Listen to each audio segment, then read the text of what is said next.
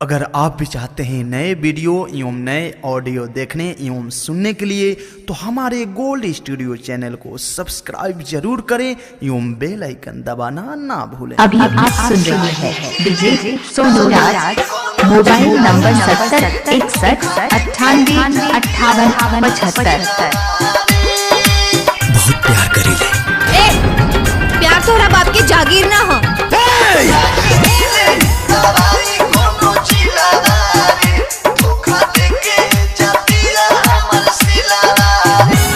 करीला हम तोहरा से ना जी पाई तोहरा बिना।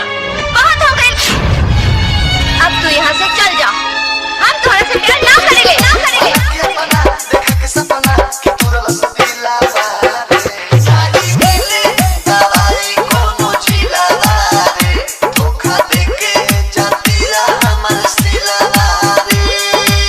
काजल, ये तू का कहता रो?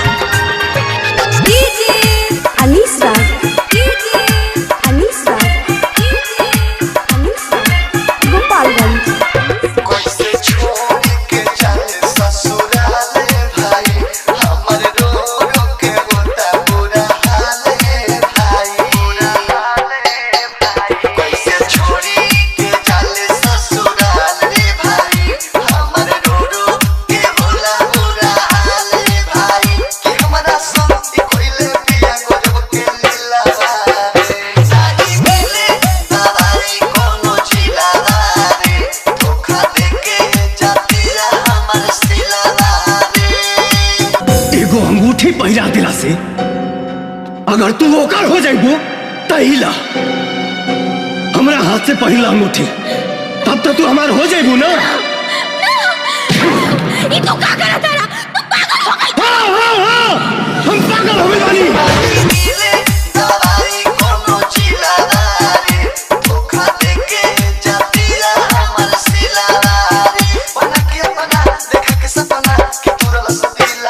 डीजे सोनू राज,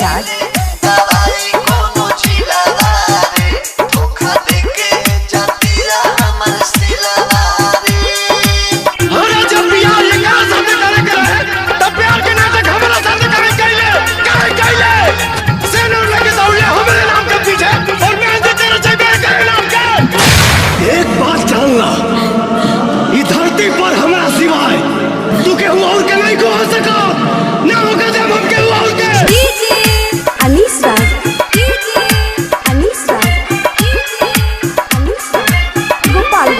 डीजे सोनू राज,